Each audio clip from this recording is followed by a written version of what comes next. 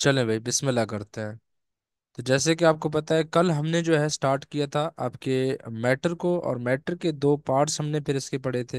यानी कि मैटर के पार्ट्स नहीं है, बल्कि मैटर दो हालतों में हमें मिलता है। एक जो है सब्सटेंस की हालत में हमें मिलता है, दूसरा हमें मिक्सचर की हालत में मिलता है। उसको हमने डिस्कस किया था।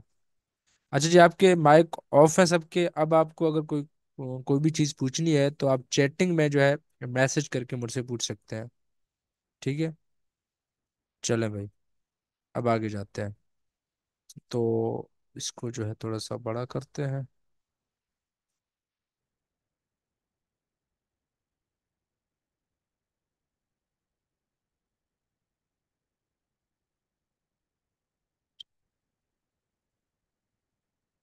चले भाई, स्टार्ट करते हैं। बिस्मिल्लाह। चलो, मैं आपका माइक ऑन करता हूँ, काम का बोलना नहीं है।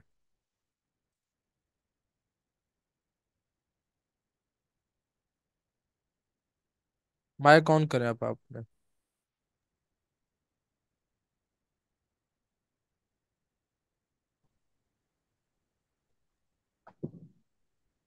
होगा तो सर आपसे पूछेंगे ना नहीं।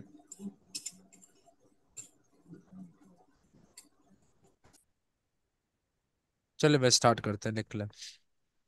तो जैसे कि आपको पता है, कल हमने जो है मैटर और सब्सटेंस के ऊपर बात किया था। अब आगे जाएंगे, जो कि हमारा लेक्चर फिजिकल प्रॉपर्टीज को हम पढ़ रहे थे लास्ट में। तो हमारा जो है लेक्चर हमने स्टॉप किया था। ठीक है भाई। अब उसी को दोबारा एक दफा स्टार्ट करते हैं। फिजिकल, देखिए, मैटर, हमारे पास मैटर जितनी भी चीजें होती हैं वो हमें दो हालतों में मिलते हैं, दो प्रॉपर्टीज के साथ मिलते हैं। कुछ उनमें जो प्रॉपर्टीज होते हैं वो फिजिकल प्रॉपर्टीज होते हैं। अब फिजिकल प्रॉपर्टीज मैटर में ऐसे प्रॉपर्टीज होते हैं जो कि फिजिकल स्टेट के साथ ताल्लुक रखते हैं मैटर के। जैसे कि मिसाल तौर पर आप देखें, फिजिकल प्रॉपर्टीज क्या है?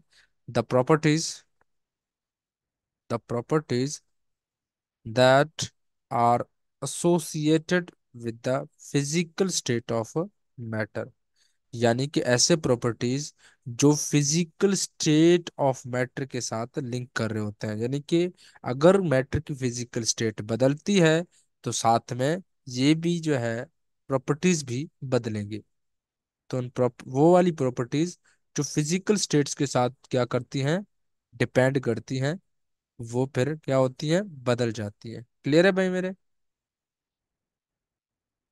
चलो भाई, ऐसे प्रॉपर्टीज जो एसोसिएटेड कर रहे होते हैं फिजिकल स्टेट ऑफ मैटर के साथ, यानी कि मैटर के स्टेट के साथ ये प्रॉपर्टीज उनमें पाई जाती हैं। जैसे अगर पानी जो है, वाटर अगर सॉलिड स्टेट में होगा, आइस के स्टेट में होगा, तो इसके प्रॉपर्टीज अलग होंगे। और यही जो वाटर है, अगर लिक्विड की स्टेट में आता है तो इसकी प्रॉपर्टीज उसके साथ कुछ और होते हैं। और यही अगर स्टैम्प बनता है, स्टीम बनता है, भाप बनता है, तो वहां पे इसकी प्रॉपर्टीज अलग हो जाते हैं। तो वो प्रॉपर्टीज जो पानी की स्टेट के साथ उसमें गायब हो जाए, बल्कि और स्टेट आने में नए प्रॉपर्टीज आए, और पुरानी स्टेट चेंज हुई तो पुराने प्रॉपर्टीज भी चले गए। तो ऐसे प्रॉपर्टीज जो फिजिकल स्टेट ऑफ मैटर के साथ चीजों में पाए जाते हैं, अगर उनमें तब्दीली आती है तो वो चीजें उनमें नहीं रहती। ऐसे प्रॉपर्टीज को फिजिकल प्रॉपर्टीज कहा जाता है। क्लियर? चलें वे आगे जाते हैं। जैसे कि कलर है, कलर एक फिजिकल प्रॉपर्टी है। स्मेल जो है, खुशबू, बदबू, ये जो होते हैं, या जो टेस्ट होता है, ये फिजिकल स्टेट होते हैं। हार्डनेस है, सॉफ्टनेस है, शेप ऑफ क्रिस्टलाइंस है, यानी कि शेप जो होती है चीजों की, या सॉलिबिलिटी देखें तो ये भी फिजिकल प्रॉपर्टीज है। मेल्टिंग पॉइंट, बॉइलिंग पॉइंट, ये वो तमाम प्रॉपर्टीज हैं जो डिपेंड करती हैं मैटर के स्टेट के ऊपर। मैटर के स्टेट में अगर तब्दीली आएगी तो इनके मेजरमेंट में भी तब्दीली आ सकती है, इन प्रॉपर्टीज में भी तब्दीली आ सकती है। तो ऐसे प्रॉपर्टीज जो स्टेट के साथ ताल्लुक रखें, उन प्रॉपर्टीज को फिजिकल प्रॉपर्टीज कहा जाता है। क्लियर है भाई मेरे? अब आगे जाते हैं नेक्स्ट। इसी तरीके से आगे हम जाते हैं केमिकल प्रॉपर्टीज। ठीक है, केमिकल प्रॉपर्टीज की अगर हम बात करेंगे तो केमिकल प्रॉपर्टीज वो प्रॉपर्टीज होते हैं, देख लें, the properties that depends upon the composition of the substance, यानी मैटर की बनावट के ऊपर ये डिपेंड करते हैं केमिकल प्रॉपर्टीज। जैसे कि वाटर की अगर हम बात करेंगे तो वाटर की प्रॉपर्टी H2 और वन ऑक्सीजन, इनके दो हाइड्रोजन और एक ऑक्सीजन मिलेगा तो वाटर का एक मॉलिक्यूल बनता है, जो कि इसकी केमिकल कंपोजिशन है।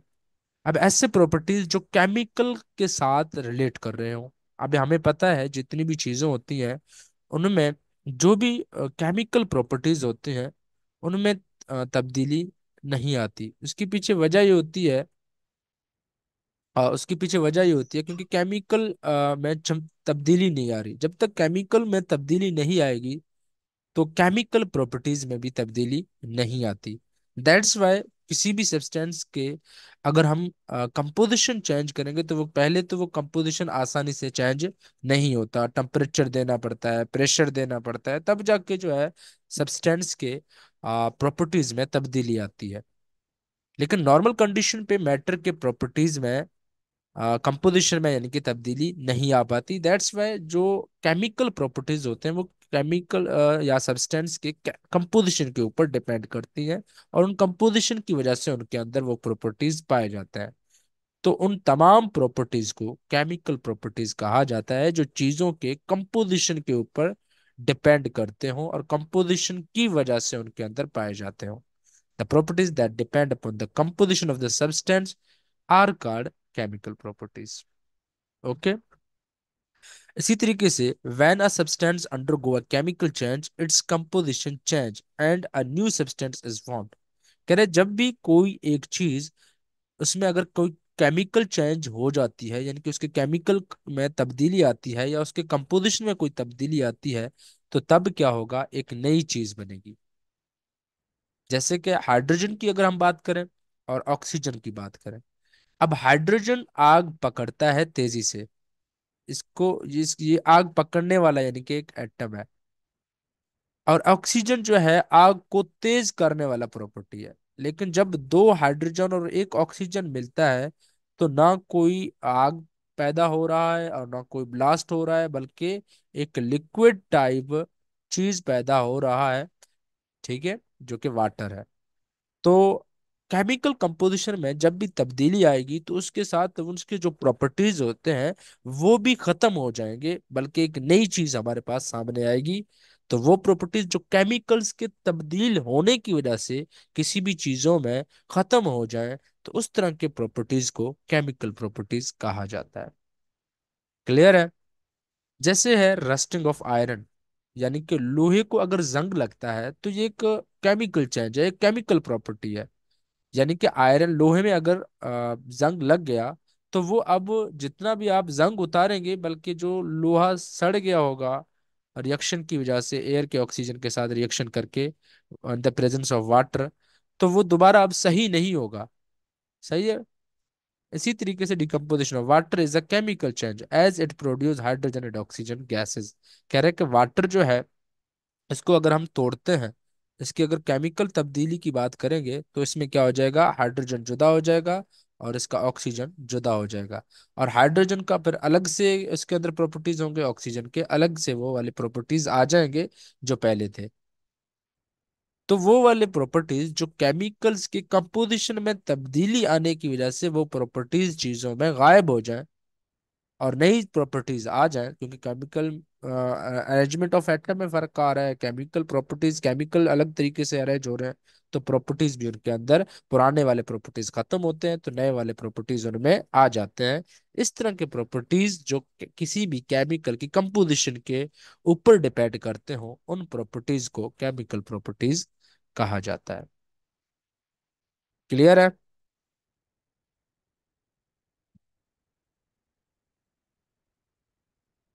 चले भाई आगे जाते हैं। आगे हमारे पास जो टॉपिक है वो है एलिमेंट। ठीक है भाई, तो पहले एलिमेंट को डिस्कस करते हैं।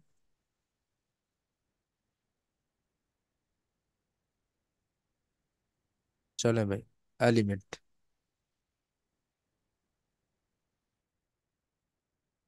देखिए भाई, एलिमेंट की अगर हम बात करें तो टॉपिक एलिमेंट है।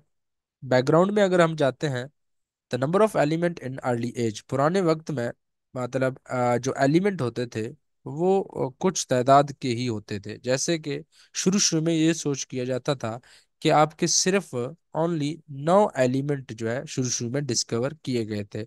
जैसे कार्बन था, गोल्ड था, सिल्वर था, tin, mercury, lead, copper, iron, sulphur. ये 9 एलिमेंट थे जिनके बारे में लोगों को आइडिया था। लेकिन इससे पहले अगर हम हिस्ट्री में जाते हैं तो लोग सिर्फ 4 एलिमेंट को जानते थे। एक था वाटर, दूसरा था आपका एयर, तीसरा आपका था फायर, और चौथा था सोयल। सोयल था, या इस तरह आप कह लें कि सैंड। तो ये जो चीजें थी, ये 4 चीजें थी जिनको गुरु यूनान वाले ये समझते थे कि भाई एलिमेंट यही 4 है। फिर आगे जाके थोड़ी सी तहकीक ज्यादा हुई तो लोगों को पता थोड़े से और जो एलिमेंट थे वो सामने आए। फिर शुरू शुरू में जो 9 एलिमेंट थे वो सामने आए थे। Carbon, hydrogen, carbon, gold, silver, tin, mercury, lead, copper, iron और सल्फर। ठीक है भाई। तो पुराने वक्त के मुताबिक जो एलिमेंट का जो डेफिनेशन था वो कुछ ये था: the substance that could not be broken down into simple units by ordinary chemical process are called element. पुराने जमाने में एलिमेंट उस चीज को कहा जाता था जो ना टूटे, मतलब कोई भी सब्सटेंस हो जो आसानी से ना टूटे और उसके जिस चीज से वो बना हुआ है और वो इससे उसके ना मिले। यानी कि सिंपल हम कह सकते हैं कि ऑर्डिनरी केमिकल प्रोसेस से कोई चीज ना टूटे उसको जो है एलिमेंट कहा जाता था। ठीक है, आसानी से मतलब ना टूटे तो उसको केमिकल एलिमेंट कहा जाता था। उसके बाद आगे जाते हैं। नंबर ऑफ एलिमेंट जो 19th सेंचुरी के आखिर तक जो है तकरीबन जो है आपके 63 एलिमेंट जो है डिस्कवर हो चुके थे। यानी कि 19वीं सदी से पहले पहले की अगर हम बात करेंगे तो सिर्फ जो है 63 एलिमेंट जो है डिस्कवर हो गए थे। और आज की अगर हम बात करें तो 118 एलिमेंट डिस्कवर हो चुके हैं। उनमें से 92 जो है वो नेचुरली अकरिंग एलिमेंट्स होते हैं जो कुदरती तौर पर पाए जाते हैं। बाकी जो है आर्टिफिशियली बनाए गए हैं लैब में इन्हीं 92 की मिक्सअप करके। तो मॉडर्न जो आपका डेफिनेशन है एलिमेंट का वो ये है कि a substance made up of same type of atoms having same atomic number, it does not be decomposed into simple substance by ordinary chemical mean is called an element।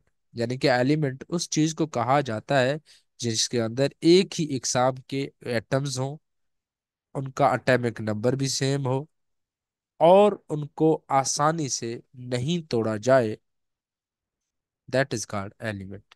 यानी कि आसानी से उनको हम तोड़ नहीं सकते हैं केमिकल की मदद से। ठीक है भाई। तो ये नया सिंपल आप इसको ये भी कह सकते हैं कि सेम एग्जाम के एटमों का अगर आपको एक गुच्छा मिलेगा जिनके अंदर सेम एटॉमिक नंबर होंगे, यानी कि नंबर ऑफ प्रोटॉन और नंबर ऑफ इलेक्ट्रॉन उनमें सेम होंगे, तो उसी को कहा जाता है एलिमेंट। क्लियर है भाई। आगे हम जाते हैं अक्रंस ऑफ एलिमेंट। एलिमेंट की अगर हम बात करें, element occur in nature in free and combined form. यानी कि जो एलिमेंट हैं वो फ्री कंडीशन में भी हमें मिलते हैं और कंबाइंड हालत में भी मिलते हैं। कुछ एटम ऐसे होते हैं जो फ्री मतलब कुछ एलिमेंट ऐसे होते हैं जो फ्रीली मिलते हैं, और कुछ एलिमेंट ऐसे होते हैं जो कंबाइंड फॉर्म में किसी और एलिमेंट के साथ जुड़े हुए फॉर्म में मिलते हैं। All the naturally occurring element in the world have different percentage in the earth crust, ocean and the atmosphere. ये 3 आपको डिफरेंट जगहें बताई गई हैं जहाँ पे अलग मिकदार के हिसाब से ये हमारे एलिमेंट हमें मिलते हैं। जैसे मिसाल तौर पर अर्थ के क्रस्ट के ऊपर बात करेंगे तो अर्थ के क्रस्ट में ऑक्सीजन 67% होता है, सिल्वर जो है 28% होता है, एल्यूमिनियम 7.8% होता है। इसी तरह ओशियन की अगर हम बात करेंगे तो ओशियन के अंदर 86% आपका जो है ऑक्सीजन होता है, 11% हाइड्रोजन होता है, 1.8% क्लोरीन होता है। इसी तरीके से एटमॉस्फेयर के अंदर 78% नाइट्रोजन होता है, 21% ऑक्सीजन होता है और 0.9% एर्गॉन पाया जाता है। जल्दी से इन चीजों को देख लें। फिर मैं आगे ले जाता हूँ। ये लिखते भी जाए साथ में, ठीक है। वरना फिर आपको वीडियो में दूंगा, वहां पे आप जो है इसको जो है रिकॉर्ड कर लेना, क्योंकि टाइम कम होता है, 40 पे ये खत्म हो जाएगा वरना क्लास। चले भाई, अब आगे जाते हैं फिजिकल स्टेट ऑफ एलिमेंट। देखिए एलिमेंट की अगर हम बात करें तो एलिमेंट फिजिकली हमें तीन हालतों में मिलते हैं।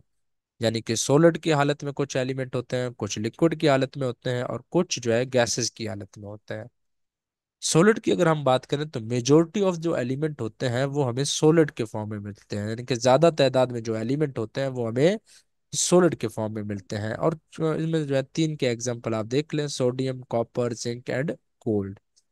इसी तरीके से कुछ जो है आपको लिक्विड की हालत में मिलते हैं, ठीक है, जिसमें आपके पास आ रहा है कुछ क्या, मतलब दो ही होते हैं, कुछ नहीं होते बल्कि सिर्फ दो ही होते हैं जो आपके लिक्विड फॉर्म में होते हैं। ये एलिमेंट की बात हो रही है।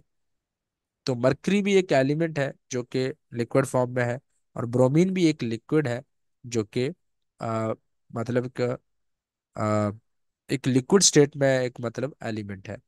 तो सिंपल अगर आपसे कोई पूछ ले कोई कि भाई पेरियोडिक टेबल में कितने ऐसे एलिमेंट हैं जो लिक्विड हालत में मिलते हैं, तो आपका जवाब होना चाहिए दो। और कौन से हैं? एक है मरकरी, दूसरा है ब्रोमीन। क्लियर है? उसके बाद जाते हैं आगे, गैसेस। और कुछ ही तकरीबन जो है 11, तकरीबन 11 जो है एलिमेंट होते हैं जो आपको गैसेस की हालत में मिलते हैं। उनमें से कुछ आपको दिए गए हैं, जैसे नाइट्रोजन गैस की हालत में होता है, ऑक्सीजन गैस की हालत में, क्लोरीन भी गैस की हालत में होता है, और हाइड्रोजन भी आपके गैस की हालत में होता है। क्लियर है बच्चों? समझ आ रहा है सबको? अगर समझ आ रहा है तो कमेंट में यस कह दें, मतलब चैट में आके यस कह लें।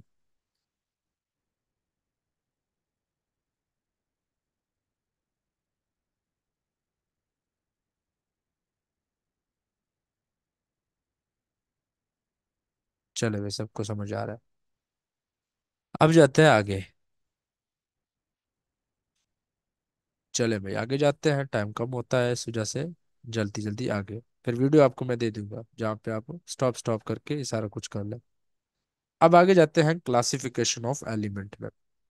एलिमेंट की अगर हम क्लासिफिकेशन की बात करेंगे तो on the basis of their properties, अगर प्रॉपर्टीज के हवाले से एलिमेंटों को हम डिवाइड करेंगे तो हमें तीन स्टेट में ये मिलते हैं, मेटल के फॉर्म में, नॉन मेटल के फॉर्म में, और मेटलाइट के फॉर्म में।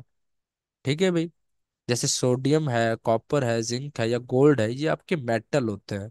हमारे पास एलिमेंट जो है 80% एलिमेंट ऐसे होते हैं जो सिर्फ और सिर्फ मेटल होते हैं पेरियोडिक टेबल में, 80%। अच्छा जी, बाकी जो है नॉन मेटल, जैसे कि आपका नाइट्रोजन है या ऑक्सीजन है या कार्बन है, ये आपके नॉन मेटल होते हैं।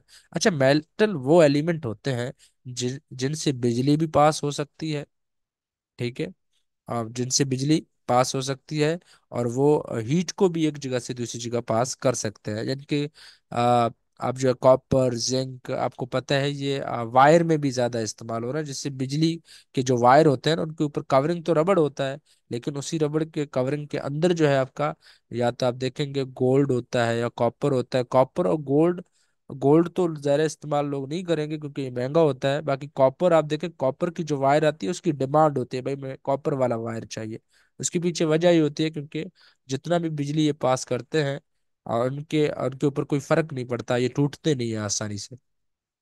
तो ये जो है मेटल जो है इसी तरीके से वायर वगैरह के अंदर इस्तेमाल होते हैं, क्योंकि ये हीट और बिजली दोनों को जो है पास कर सकते हैं, गर्माइश और जो है इलेक्ट्रिसिटी दोनों को पास कर सकते हैं। नॉन मेटल की अगर हम बात करें तो ये ऐसे एलिमेंट होते हैं जिनमें जो है हीट, ना तो हीट और ना बिजली, ये दोनों चीजें पास नहीं हो सकती। मेटलाइट, मेटलाइट, चले भाई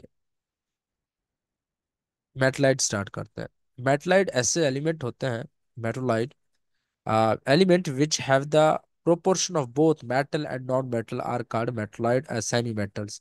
कुछ ऐसे एलिमेंट होते हैं जो ना तो टोटल मेटल होते हैं और ना टोटल नॉन मेटल होते हैं। इसका मतलब ये है कुछ करेक्टर्स उनके अंदर मेटल वाले होते हैं और कुछ करेक्टर उनमें नॉन मेटल वाले होते हैं। कुछ कंडीशन पे वो मेटल बन जाते हैं और कुछ कंडीशंस ऐसे होते हैं जिनमें वो नॉन मेटल की तरह बिहेव करते हैं। तो इस तरह के कुछ आपको एलिमेंट भी मिलते हैं जिनको हम मेटलाइट कहते हैं, या उनको सेमी मेटल भी कहते हैं, जैसे जर्मेनियम है, आर्सेनिक है, या एंटीमोनी है। इसी तरीके से और भी कुछ होंगे। ड्यूनो पे कुछ चीजें पढ़ते हैं। देखिए हमारे अगर हम बॉडी की बात करें, majority part of the body is made up of water. हमारा जो पूरे जिस्म की अगर हम बात करेंगे तो उसके अंदर तकरीबन 65 से लेकर 85% जो बॉडी का जो वजन होता है वो सिर्फ पानी की वजह से होता है। यानी कि ओवरऑल अगर बॉडी को वेट करेंगे तो 100% में से कम लोगों के बॉडी में 65 और ज्यादा से ज्यादा उनके बॉडी में 80% जो वजन होता है वो that is because of water. उसके बाद आगे हम जाते हैं। आ, जी भाई, 6 एलिमेंट ऐसे हैं जो कि हमारे बॉडी के 99% वजन जो है उनकी वजह से है, 99%। अब वो कौन से हैं, यानी कि वो ज्यादा से ज्यादा मिकदार में होते हैं। ये जो 65 से लेकर 85 जो मिकदार है, इसी मिकदार की अगर हम 100 मिकदार इसको समझे, 80 को, इसी 80% का 99% जो आप निकालेंगे, उसमें 6 एलिमेंट ऐसे हैं जो हमारे बॉडी में मौजूद होते हैं। जैसे ऑक्सीजन की बात करें तो ये हमारे बॉडी का 65% हिस्से में हिस्सा बनाता है, यानी कि पाया जाता है। और कार्बन कार्बन जो है 18%, हाइड्रोजन जो है 10% और नाइट्रोजन जो है 3%। इसके लिए आपका एक फार्मूला है जिसको आप कहेंगे octane cap, OCHN, octane, CAP, cap. इसको आप इस तरह याद करें, oxygen, carbon, hydrogen, nitrogen, calcium और फास्फोरस। ये 6 दाने ऐसे हैं जो कि हमारे बॉडी के 99% बॉडी को बना रहे होते हैं। बाकी जो है 10%, मतलब बाकी जो आपके हैं, जो 1% है वो बाकी और 10 एलिमेंट है जो बना रहे होते हैं, जैसे कि आपका पोटाशियम है, सल्फर है, मैग्नीशियम या सोडियम। ये देखें बुक में इधर लिखा हुआ है 0.8% ये होते हैं। बाकी जो कॉपर, जिंक, फ्लोराइड, ये जो चीजें आपको नजर आ रही हैं, copper, zinc, fluoride, chlorine, iron, cobalt, manganese, ये जो है हमारे पास 0.2% बनाते हैं। तो 0.2 को प्लस करेंगे 0.8 के साथ तो तकरीबन 10%, मतलब 1% आ जाएगा, क्योंकि 0.8 और 0.2 है। तो ओवरऑल करेंगे तो 1% आएगा। तो बाकी इन 6 के अलावा जो 10 आपके रहते हैं एलिमेंट, जो हमारे क्या करते हैं, टोटल हमारे पास बॉडी में 16 एलिमेंट होते हैं, जिसमें से 6 हमारे पास ये 99% बॉडी मास बनाते हैं, और 10 ऐसे हैं जो हमारे पास सिर्फ 1% बॉडी हिस्से का बनाते हैं। देखिए तादाद तो इनकी ज्यादा होती है 10 की, लेकिन ये कम मिकदार में यानी कि हमारी बॉडी में नीड होते हैं। जो कि जो 6 दाने हैं एलिमेंट जो कि 99% बॉडी बना रहे होते हैं, उनकी जरूरत बॉडी में ज्यादा होती है, दैट्स वाई उनकी परसेंटेज ज्यादा है। तो